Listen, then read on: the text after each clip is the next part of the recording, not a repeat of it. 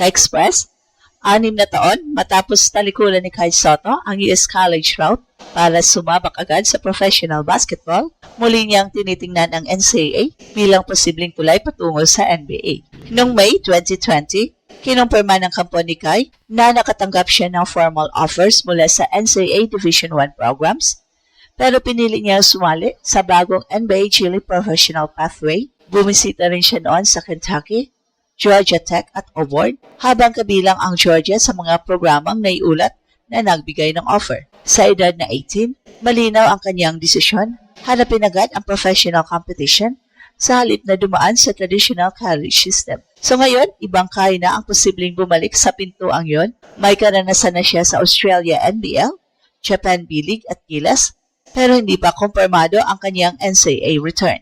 Ayon sa pinakahuling report, kailangan muna niyang makakuha ng professional participation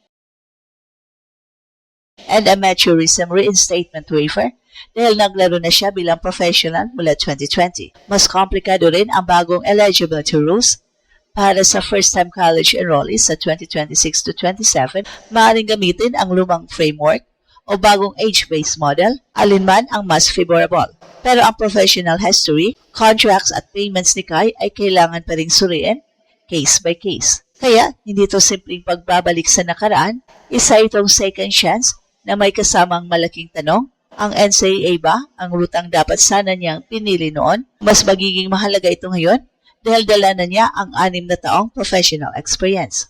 Kung maklear, hindi guarantee ang NBA, pero maaari ito maging pinaka-interesting na reinvention ng career ni Kai, ang pagbabalik sa landas na minsan niyang iniwan upang muling habulin ang parehong pangarap. So balikan muna natin ang desisyong nagbago sa direksyon ng career ni Kai. Noong 2019 at unang bahagi ng 2020, nasa US si Kai at naglaro para sa The Skill Factory sa Georgia.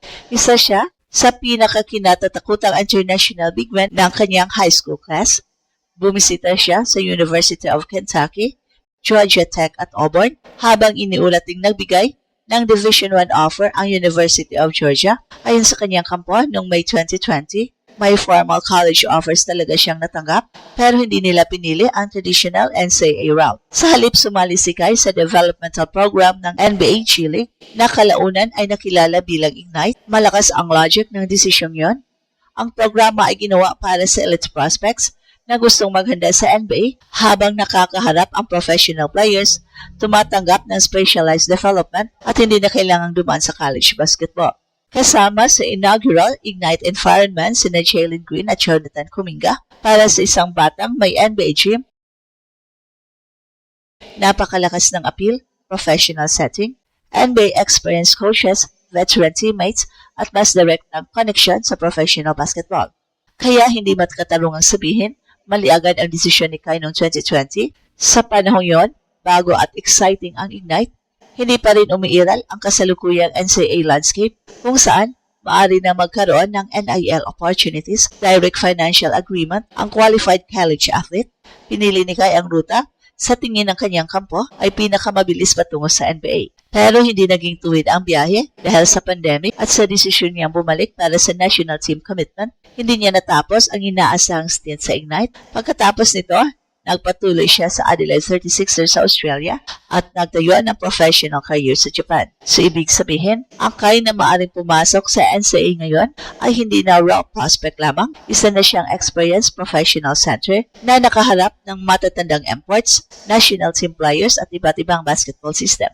Dito nagiging kakaiba ang full circle story. Noong 2020, college basketball ang option na iniwan niya upang maging professional. Ngayong 2026, ang college basketball naman ang posibleng gamitin niya upang muling makalapit sa NBA. Pero huwag tayong magkamali, hindi pa ito damn deal.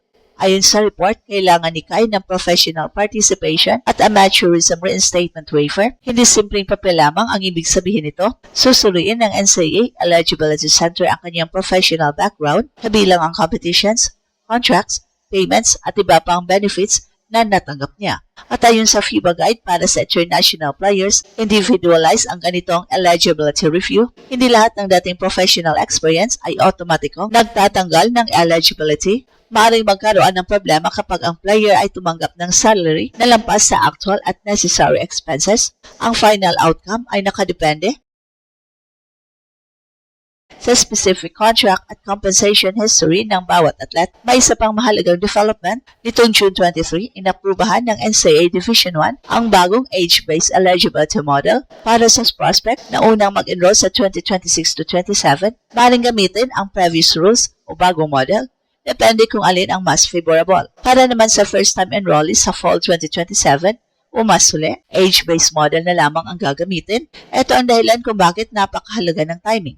Hindi natin masasabi na guaranteed na eligible si Kai dahil lamang may ibang former professionals na nakapasok sa NCAA. Bawat kaso ay may sariling contracts, compensation history at enrollment record. Hindi rin natin masasabi na may napili na siyang university. Hanggang sa ngayon, wala pang official school commitment ang inilabas ni Kai o ng kanyang management o ng NCAA program. Sa social media, mabilis kumalat ang mga post na nagsasabing NCAA na si Kai o confirm na ang return. Pero ang mga public post na lumabas ay hindi ito direktang announcement mula sa isang school at ang verified update na ito lamang.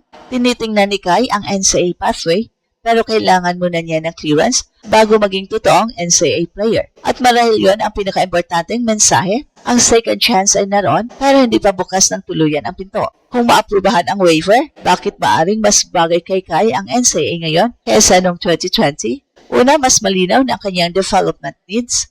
Nung teenager pa siya, malaking bahagi ng evaluation kay Kai ay nakabase sa potensyal, height, touch, passing at mobility para sa isang 7-footer. Pero ngayon, may ilang taon ng professional footage upang makita ng coaches at scouts ang kanyang strength at weaknesses. Alam na kung saan siya maaring maging effective, interior finishing, rebounding, rim protection at passing mula sa loob. Alam na rin kung ano ang kailangan niya patunayan, lateral quickness, pick and roll defense, conditioning, durability at consistency laban sa mas mabilis na lineups. Sa tamang NCAA program, maaring magkaroon siya ng defined role, daily strength program, at coaching system na nakatuon sa paghanda sa US game, pero kailangan siyang pumili batay sa fit, hindi lamang sa pangalan ng school.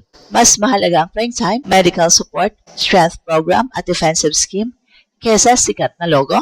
Ikalawa, ibang-iba na ang college basketball economy. Maaari nang kumita ang qualified student athlete sa pamamagitan ng NIL, pero para sa international players, may kasama itong visa, reporting at compliance complications. Nagbabala rin ang FIBA guide na hindi dapat umasa ang international recruits sa verbal promises tungkol sa NIL money. Dahil malaki ang Pinoy audience ni Kai, natural na may marketability siya.